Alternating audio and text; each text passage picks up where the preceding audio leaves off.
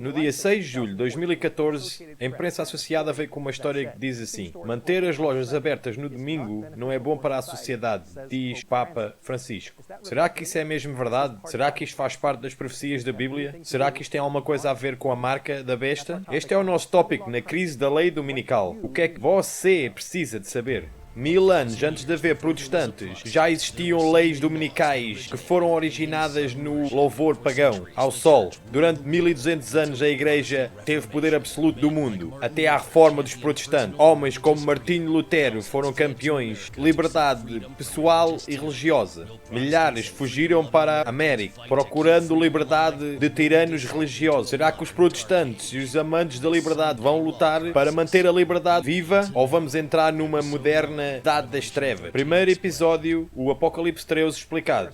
Aqui estão algumas notícias recentes. Fox News. Vamos fazer domingo o dia de descanso, por amor de Deus. Time Magazine. E no 7º dia nós descansamos, dizendo aqui que as leis azuis são um presente. Newsmax e CNN. O senador do estado do Arizona diz: vamos fazer ir ao domingo à igreja obrigatório. USA Today. É melhor tirarmos um descanso antes que nos aconteça algo. Aqui com o artigo falando acerca das lojas fecharem no domingo. Notícias ABC. Tribunal Alemão força dia de descanso. O Tribunal Superior da Alemanha força estritamente o dia de descanso e proíbe as compras no domingo. The Guardian. Domingo lento. A solução mais simples para o aquecimento global. Diz na capa da frente: usando o domingo como dia de descanso e de renovação, seria bom para a nossa saúde e também para a saúde do planeta. E isto é só a ponta do iceberg. Há muito mais notícias que nós podemos partilhar.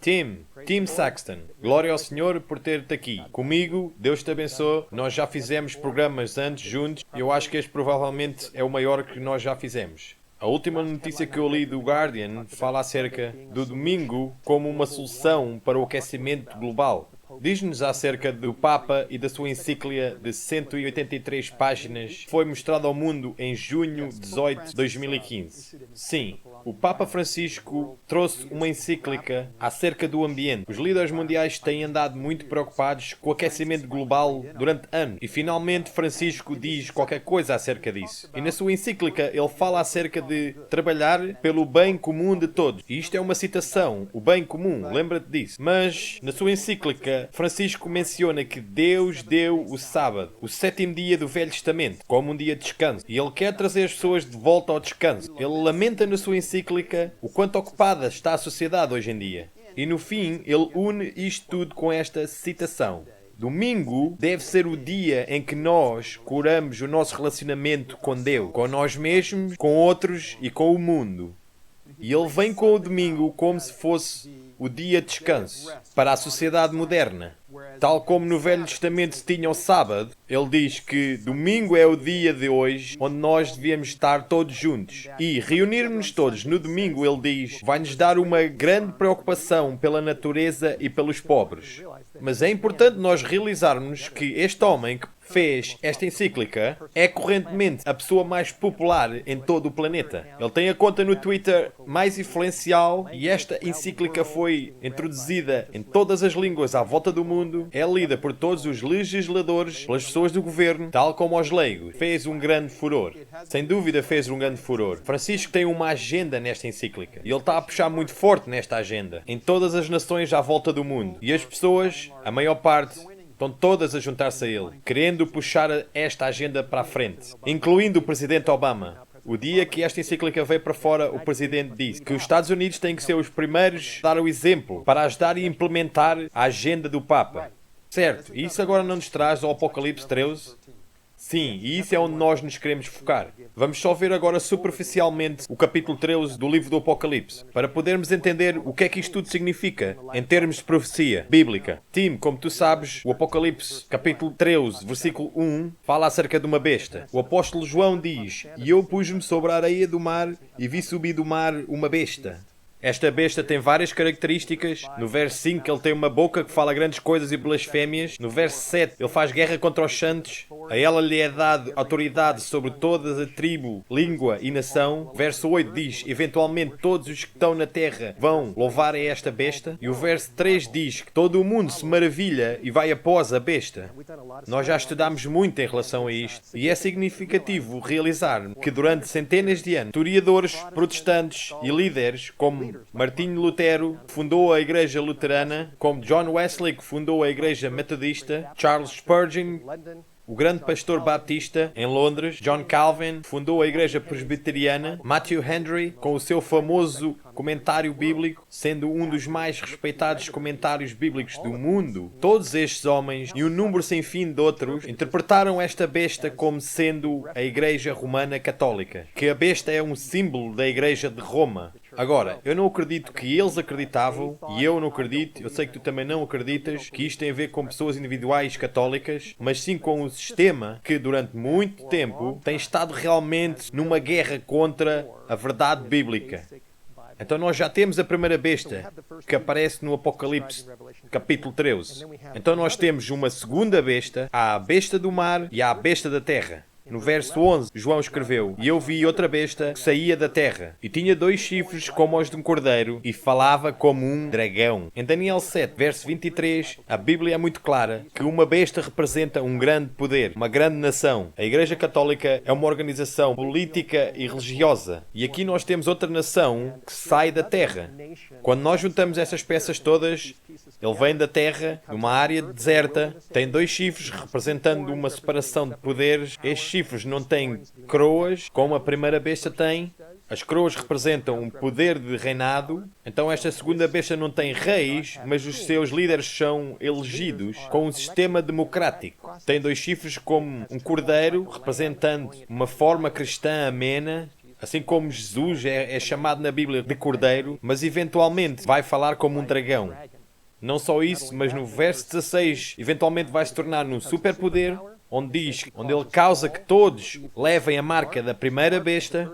Comprar e vender também vai estar envolvido, então a segunda besta eventualmente vai tornar-se muito poderosa para afetar o poder económico mundial. E mais uma vez, quando pomos estas peças todas juntas, a primeira besta representa o maior poder religioso na Terra, o Vaticano. A segunda besta representa a maior nação, a mais poderosa nação na Terra, que é os Estados Unidos. Assenta perfeitamente. E a Bíblia diz que ambas estas bestas vão cooperar no fim dos tempos.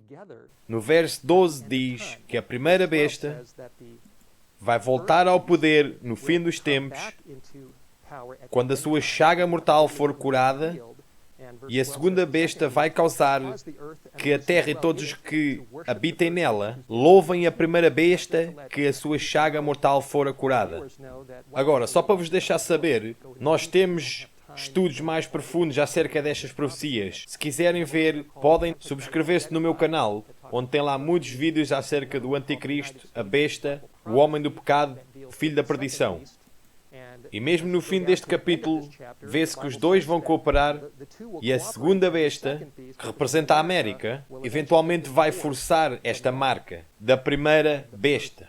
Agora, nós temos que falar dessa marca porque é muito significativo em profecia bíblica. Vamos agora até ao Êxodo capítulo 20. Na verdade, eu só tenho que ler um pouco do Êxodo 20. Mas o Êxodo 20 escreve os 10 mandamentos e eu tenho aqui tábuas de pedra verdadeira que Deus escreveu com o seu dedo. No Êxodo 38, verso 18, diz que Deus escreveu esta lei com o seu próprio dedo em 2 tábuas de pedra. No Êxodo capítulo 20, versículo 8, aponta para o 4º mandamento. O número 4 que diz, lembrem-se do sábado para mantê-lo santo. E depois continua e diz que o 7º dia é o sábado do Senhor. E Deus escreveu isto com o seu próprio dedo, em pedra. E como nós temos olhado nestas questões e concluímos que a lei de Deus é mais importante do que as tradições dos homens. Verdade, a lei de Deus é acima de todas as leis dos homens. E é muito claro no Novo Testamento, no Velho Testamento e no Novo Testamento, que o sábado da Bíblia é o 7º dia da semana, que é ao pôr do sol de sexta-feira até ao pôr do sol de sábado. e que o primeiro dia da semana é o dia que Jesus Cristo ressuscitou. E quando você lê a Bíblia com cuidado, você vê que a ressurreição de Jesus não muda a lei de Deus. E até por acaso Jesus fala sobre essa questão. Sem dúvida que ele fala. Se olhar para o sábado da Bíblia, no Êxodo capítulo 20, o que estavas a citar, é uma referência acerca da criação. Que o sábado, o sétimo dia do sábado, começou na criação, quando Deus descansou. E tu vês este sábado em todo o Velho Testamento. Quando Cristo veio no Novo Testamento, em Lucas 4,16 diz que era o seu costume ir ao sábado, à sinagoga. Em Marcos 2,27 diz, ele é o Senhor do sábado. No livro de Atos, encontramos os discípulos a manterem o sábado, com os gentios e com os judeus. Não era só um dia para os judeus, era um dia para toda a criação. Em Isaías 66,23, a Bíblia faz bem claro que na nova terra, quando o pecado desaparecer e tudo for recriado, de um sábado até o outro, toda a gente virá ao Senhor para o louvar. Então aqui nós vemos o sábado como algo que Deus deu para toda a sua criação. Antes de haver pecado, durante todo este tempo de pecado e até quando o pecado acabar na nova terra. E vai continuar a ser um tempo especial de louvor, quando já não haver mais pecado. Então isto traz-nos às tradições dos homens. Só uma pergunta rápida. Tu mencionaste o Marcos 2,27. Tu disseste que era no 27, mas agora estou aqui a ver e diz que é no 28, onde diz que o Senhor é o Senhor do sábado. Certo, certo. Então, quando pomos as peças todas juntas e o Senhor disse que Ele era o Senhor daquele dia. Agora vamos olhar rapidamente em Mateus 15. Estive a ler isto recentemente em relação à tradição e à lei de Deus. Será que tu nos podes ler e eu também posso contribuir? Mateus capítulo 15 fala em relação à questão da tradição versus mandamento. Bem, os líderes judeus vieram a Cristo com uma questão, perguntando: como é que é possível que os discípulos não lavem as mãos da maneira que nós lavamos? E não era só lavar mãos da maneira que nós lavamos hoje, fazia parte de um ritual, uma cerimónia, uma tradição. Então Jesus voltou de volta com uma questão para eles. Então Jesus perguntou-lhes algo: por que é que vocês transgredem o mandamento de Deus com a vossa tradição? Porque no quinto mandamento, a Bíblia diz: honra o teu pai e a tua mãe. Tá, é este aqui mesmo, diz: honra o teu pai e a tua mãe. Mas os padres, os fariseus, arranjaram uma maneira de ultrapassar o quinto mandamento, onde eles pediam dinheiro às pessoas para o templo, e dessa maneira não ajudavam os seus pais que envelheciam. E dessa maneira davam todo o dinheiro para o templo e para os líderes. Então Jesus confrontou-os com o facto que eles ultrapassavam o mandamento de Deus com o propósito de honrar a sua tradição. Será que nós vemos algo parecido hoje? Sim, nós vemos. Para mim, Tim, uma das mais significantes coisas nesse texto em Mateus 15 é que no verso 4 diz: porque Deus mandou, honra o teu pai e a tua mãe. Então, Jesus é a favor do mandamento de Deus. Depois no verso: mas vocês dizem, mostrando como é que eles usavam as suas tradições para ultrapassar o que Deus tinha dito no quinto mandamento. Então ele acaba dizendo no verso 9: mas em vão me adoram, ensinando doutrinas que são preceitos dos homens. Então, quando nós falamos de Jesus Cristo, quando veio à questão dos mandamentos de Deus e as tradições dos homens, Jesus é muito claro em relação a isto, que Deus nos mandou guardar os seus mandamentos. E da mesma maneira que ele falou do quinto mandamento, nós hoje podemos falar do quarto mandamento. A história mostra-nos que a Igreja Católica Romana mudou o sábado da Bíblia, de sábado para domingo. De facto, eu tenho aqui um catecismo da Igreja Católica, o Catequismo da Doutrina Católica, publicado em 1946. Isto é o oficial ensinamento da Igreja Católica e autorizado por eles. E na página 50... pergunta: qual é que é o dia de descanso? Resposta: sábado é o dia de descanso. Pergunta: então por que é que nós descansamos ao domingo em vez do sábado? Resposta: nós descansamos ao domingo em vez do sábado porque a Igreja Católica transferiu a solenidade de sábado para domingo. E há uma longa história por detrás de tudo isto, mas é um facto que a Igreja Romana Católica mudou esse dia e eles dizem que esse dia é deles. Steve, desculpa, mas eles não dizem só que esse dia é só deles, mas eles encorajam os seus membros para pedirem legislação para manter o dia santo.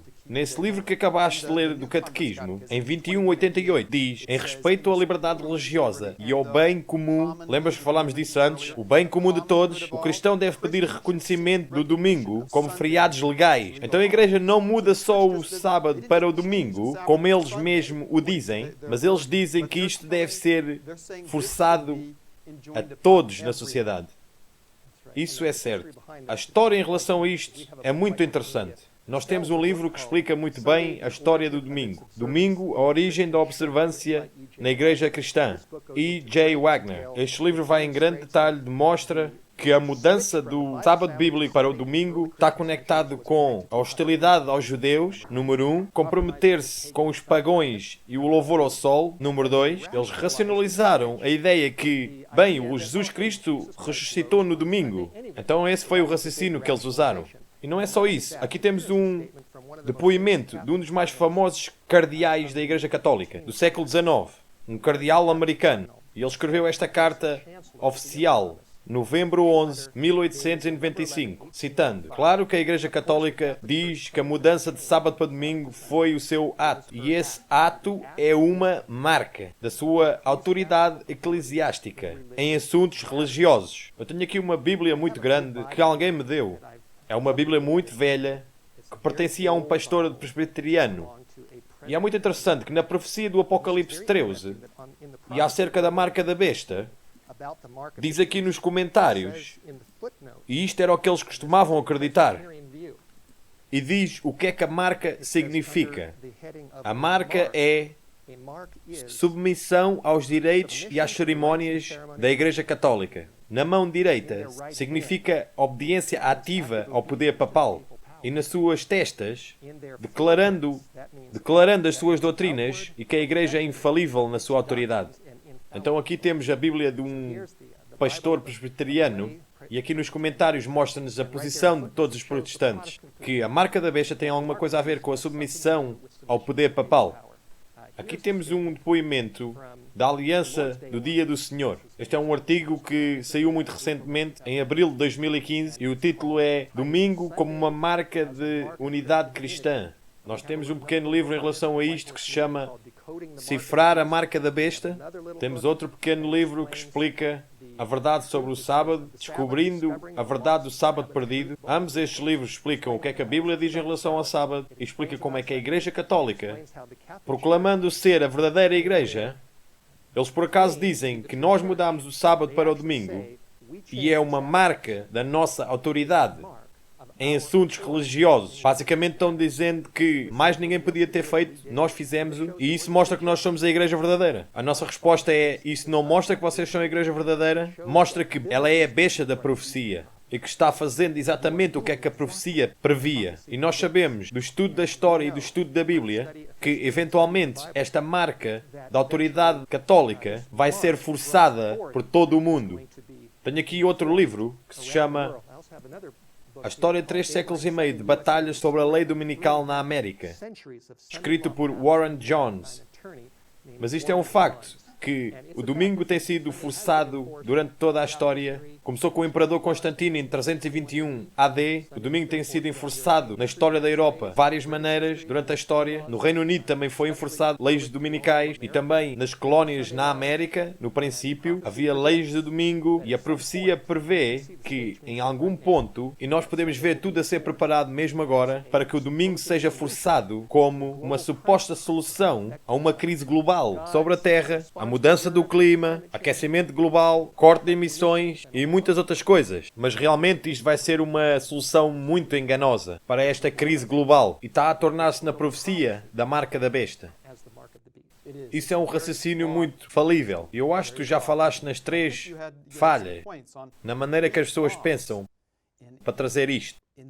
A lei dominical tem 3 grandes falhas. A primeira, obviamente, é o dia errado. Domingo é o primeiro dia da semana, o dia que Jesus ressuscitou, mas isso não muda ao 7º dia da Bíblia. E nós devemos ir pelos mandamentos de Deus, não pelas tradições dos homens. Então, número 2 é forçado. Deus não força as pessoas para lhe obedecer. E número 3 é uma violação da Constituição dos Estados Unidos. Eu tenho aqui uma cópia da Constituição dos Estados Unidos e diz aqui mesmo no topo, nós as pessoas. E a primeira parte da nossa Constituição diz que o Congresso não deve fazer nenhuma lei em respeito a estabelecer alguma religião ou a proibição dessa mesma. Então os Estados Unidos proíbem o governo a forçar algum tipo de lei religiosa. Mas se olharmos para a história, é isso mesmo que a Igreja Católica tem feito. A Igreja Católica forçou a sua religião. A Igreja Católica é uma fusão entre Estado e Igreja. A América é uma separação de Estado e Igreja. A profecia no capítulo 13 do Apocalipse diz que a América vão se juntar e vão fazer uma imagem da primeira besta, que é o poder papal que vai ser criado na América e então vai ser forçado a marca do poder papal, sem dúvida. Mas agora alguns dos nossos espectadores devem estar a pensar como é que vai ser possível que a América alguma vez vai suportar leis dominicais. E isso pode vir como uma questão de alguns dos nossos espectadores. Então eu acho que nós devemos ir ao Apocalipse capítulo 13. Há lá uma escritura que nos mostra como é que isto vai acontecer. Apocalipse 13, verso 14 diz: e ela engana-os, aqui falando do poder da segunda besta, e engana os que habitam na terra com sinais que lhe foi permitido que fizesse na presença da besta. Aqui está, com milagres. As pessoas vão ser enganadas com milagres. Sabes que o apóstolo Paulo disse que até Satanás consegue aparecer como um anjo da luz. Agora, nós como protestantes sempre temos como autoridade a Bíblia só. E só a Bíblia.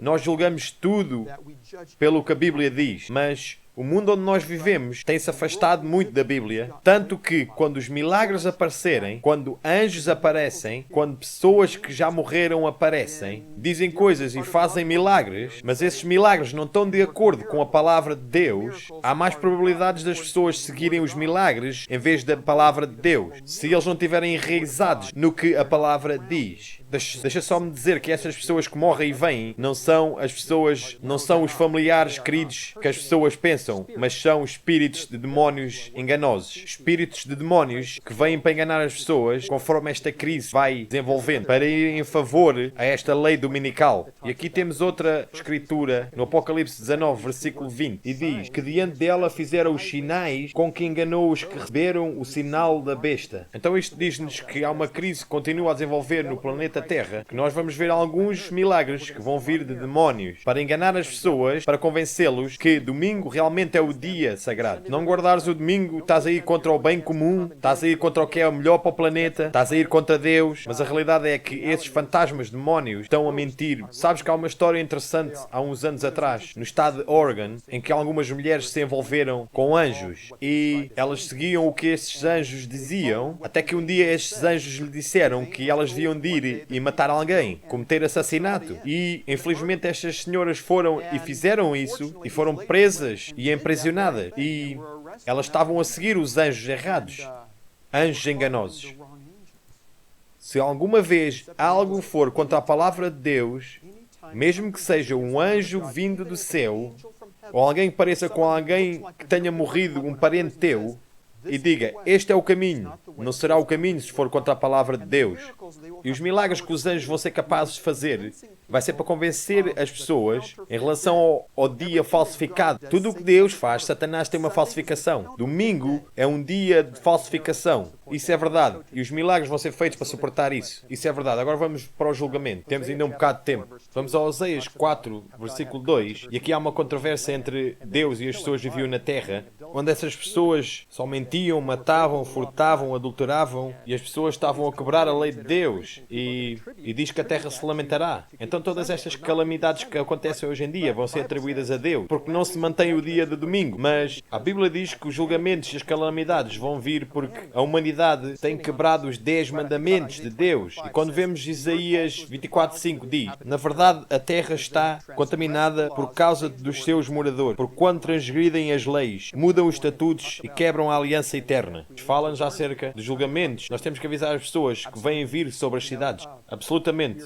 Tu sabes que nos é dito nos eventos dos últimos dias, para se assegurarem da popularidade do povo, os legisladores irão forçar uma lei dominical. Pelo decreto enforçado pela entidade papal, a nossa nação vai ser desconectada totalmente da justiça. Quando esta profecia se tornar verdade e os Estados Unidos passarem esta lei dominical, A apostasia nacional vai ser seguida pela ruína nacional. Na história nós vemos quando nações repudiam a lei de Deus e vão ao contrário da lei de Deus, então julgamentos viriam sobre essas nações. E o mesmo irá acontecer sobre os Estados Unidos. Vão cair os julgamentos sobre os Estados Unidos e em todas as cidades dos Estados Unidos, quando esta lei for aprovada. E esses julgamentos serão falsamente atribuídos àqueles que não honrem o domingo. Então a perseguição vai ser ainda aumentada e aprofundada, porque eles vão pensar que estes julgamentos estão a ser enviados porque nós não honramos o domingo, mas na realidade é porque a lei de Deus foi violada. Nós sabemos que o Tribunal Supremo fez uma decisão em relação ao casamento homossexual e a instituição do casamento foi feita por Deus no 6º dia da semana de criação e o 7º dia veio a seguir e vamos ver a mesma coisa com a violação dos princípios de Deus e dos seus mandamentos. O Tribunal Supremo dos Estados Unidos e à volta do mundo, os Estados Unidos vão ser o primeiro e a questão final é a lei de Deus está a ser violada pelos governos do mundo e os julgamentos vão seguir-se a isso. Deus é um Deus misericordioso, é um Deus de amor, mas é um Deus de justiça também. E quando os países oficialmente aceitarem a violação das leis de Deus e promover o domingo e forçar o domingo e vão começar a perseguir aqueles que não estão em favor desta aparente solução para a crise do mundo, o aquecimento global, a união de todos e focar-se em famílias, religião e em Deus e voltar outra vez para Deus. Aqueles que não se seguirem e não aprovarem isto tudo vão ter grandes problemas. Mas nós temos que seguir a Bíblia, temos que seguir o que a palavra de Deus diz. E há uma mensagem final no Apocalipse 14 que se chama a mensagem dos 3 anjos. No versículo 9 até ao 10 temos a mensagem do 3º anjo. E a palavra diz: E seguiu-os um 3º anjo, dizendo com uma grande voz: Se alguém adorar a besta e a sua imagem e receber o seu sinal na testa ou na sua mão, também o tal beberá do vinho da ira de Deus. Há um aviso muito claro. Não sigam a besta. Não sigam a segunda besta, que faz uma imagem da primeira besta. Não aceitem a marca da besta na testa ou na mão direita. A testa representa a mente quando nós aceitamos estas coisas e acreditamos. A mão representa as suas ações, que as pessoas deixam-se ir e fazem-o. E a pressão vai ser muita. No fim do versículo 11, fala acerca daqueles que recebem a marca do seu nome. Então no versículo 12 diz: Aqui está a paciência dos seus santos. Aqui estão os que guardam os mandamentos de Deus e a fé de Jesus Cristo. Jesus é a última palavra antes do ponto final e é a última palavra da mensagem dos 3 anjos. Já estudei muito acerca disto e fiz muita pesquisa acerca disto. A Bíblia é bem clara que a mão que escreveu a lei na rocha também foi a mão que foi crucificada na cruz. Que Jesus Cristo deu a sua vida. Ele deu a sua vida por todo o mundo, por todos os pecados de quebrarem a lei de Deus. E Ele quer nos oferecer o perdão dos nossos pecados, a sua graça e o seu poder, para nos ajudar a sermos mantedores dos seus mandamentos, enquanto continuamos a falar da crise da lei dominical. E é a nossa oração que tu escolhas seguir Jesus e seguir a Bíblia, e não escolhas a besta.